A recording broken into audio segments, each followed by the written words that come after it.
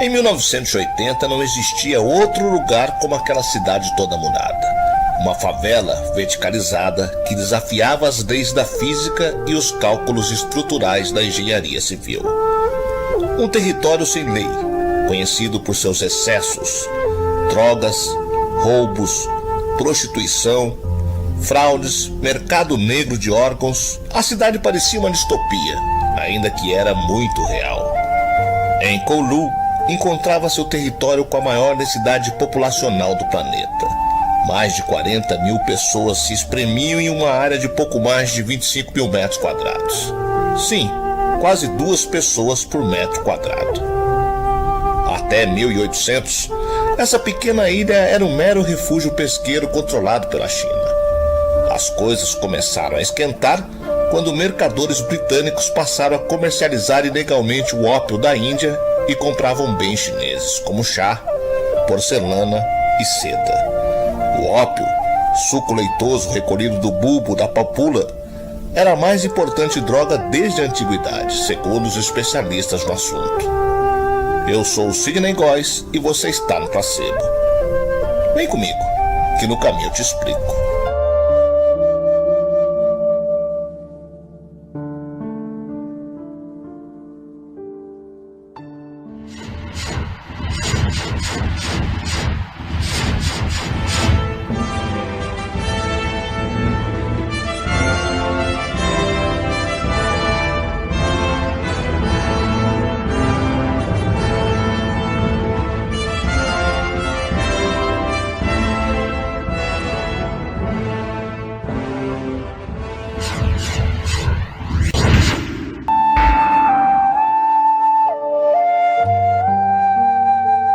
Em seu apogeu, no final dos anos 1980, a Cidade das Sombras, como era conhecida, tinha construções de 40 metros de altura e abrigava em seus 27 mil metros quadrados o equivalente a pouco mais que 2 campos de futebol, abrigando cerca de 50 mil habitantes.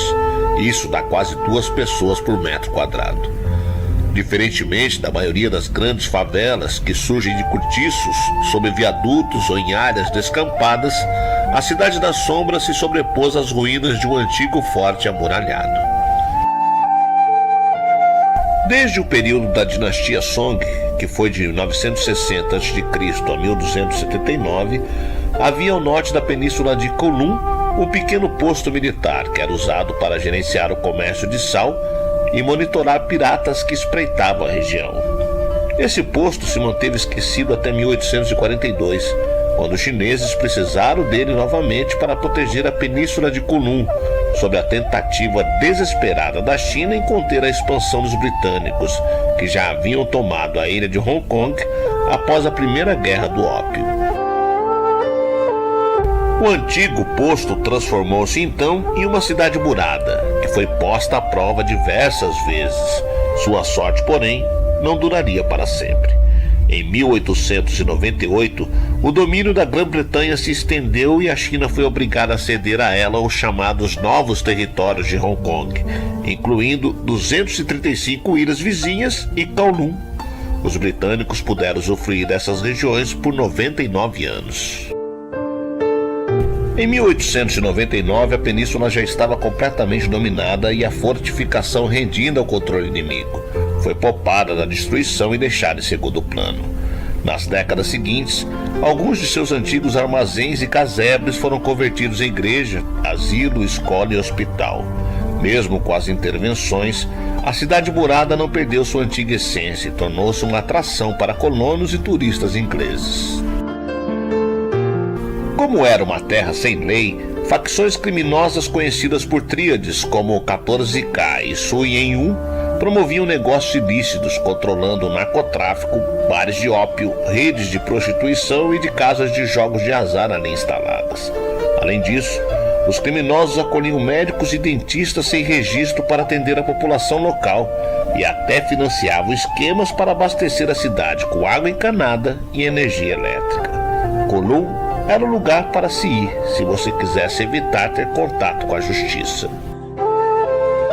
Apesar das notícias e estereótipos que corriam por Hong Kong e o mundo, a maioria de seus moradores era gente trabalhadora, que não se envolvia com a criminalidade e vivia pacificamente com a vizinhança. Não existiam assaltos, apesar dos criminosos usarem a cidade para se esconderem. Todos se conheciam, então ninguém nunca tentava se machucar. Era um pouco como a vida nos vilarejos da China antigamente. Numerosas fábricas, lojas e comércios familiares também prosperavam ali, e alguns civis até se reuniram em associações para discutir e propor melhorias. Existia uma rede de coleta de lixo, um jardim de infância, várias ONGs de reabilitação de dependentes químicos e até um corpo de bombeiros voluntários. Era um reduto onde os chineses podiam viver entre os seus, sem pagar impostos ou serem perseguidos por fiscais da colônia à procura de explicações sobre vistos, taxas, condições de trabalho ou de higiene. Ali todos podiam negociar, prosperar e enriquecer. Na cidade morada, gente desocupada não tinha vez. Os jovens, por exemplo, aprendiam desde cedo com os pais algum tipo de ofício e o desenvolviam na prática para que no futuro pudessem se garantir sozinhos ou até mesmo abrir os seus próprios negócios. Apesar que a população da grande Hong Kong não acreditava que alguém da própria comunidade pudesse ser bem-sucedido. Quanto ao seu crescimento espacial, o lugar passou por um boom durante a década de 1960, que se manteve em ritmo crescente até o fim dos anos 1980. Por quase 30 anos, cerca de 500 edifícios não licenciados surgiram sem planejamento, formando um conglomerado de pequenos apartamentos. Por serem tão próximos, os edifícios da favela impediam a circulação de ar em seu interior. Empilhados uns sobre os outros, tinham varandas gradeadas e uma rede compartilhada de escadas verticais conectada a um labirinto de ruas sujas, úmidas e escuras. A sujeira vinha do lixo atirado da janela pelos moradores com menos consideração. A umidade dos canos e roupas pingando do alto, o que obrigava os habitantes a andar com capas ou guarda-chuvas no solo. E a escuridão do fato que o espaço todo até o último andar era tomado por fios, canos, varais e extensões das construções.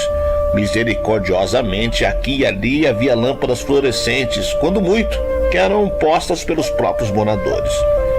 Essa enorme estrutura modular só parou de crescer quando uma restrição em relação à altura foi imposta pelas autoridades. Devido à trajetória de voo dos aviões que subiam e desciam do aeroporto de Kai Tak, havia a possibilidade de uma colisão ocorrer caso os prédios não parassem nos 14 andares. Se não fosse por isso, provavelmente chegariam a níveis mais elevados, comparados aos de modernos arranha-céus vizinhos. Apesar de o crime organizado ter diminuído na década de 1970, após uma série de incursões policiais que resultaram em mais de 2.500 prisões e o enfraquecimento das tríades, com a aproximação de 1997, data de devolução das posses britânicas à China comunista, as autoridades concluíram que não era bonito manter uma favela dentro de Hong Kong. Em 1987, sem negociar com a comunidade, o governo desapropriou os moradores e as empresas da favela, mediante compensações financeiras muito menores do que mereciam. A medida teve aceitação de alguns, mas foi reprovada por uma maioria esmagadora, que foi despejada à força e obrigada a recomeçar sua vida do zero. De 1988 a 1992, as moradias então se esvaziaram lentamente. Em entrevistas a emissoras locais, muitos argumentavam que a compensação oferecida era humilhante e não valia a pena se comparada ao paraíso isento de impostos que a favela proporcionava. Finalmente, em janeiro de 1993, a Cidade das Sombras se esvaziou por completo. Com a eletricidade interrompida, suas kitnets, barracões e vielas abandonadas se apagaram em silêncio, antes que as máquinas de demolição iniciassem o estrondoso ruído do progresso. Na área, desde 1995, funciona o Parque da Cidade Murada de Kunlun, ornamentado com belos jardins do início da dinastia Qing, que foi de 1644 a 1912, e dividido em setores batizados com os nomes de construções e vielas da antiga fortaleza, mas que em nada recordam a ela. Maquetes, em pequena escala, são a única lembrança física de um dos mais singulares experimentos da história. A aterradora, mas familiar face do que para até 50 mil pessoas um dia foi chamado de lar.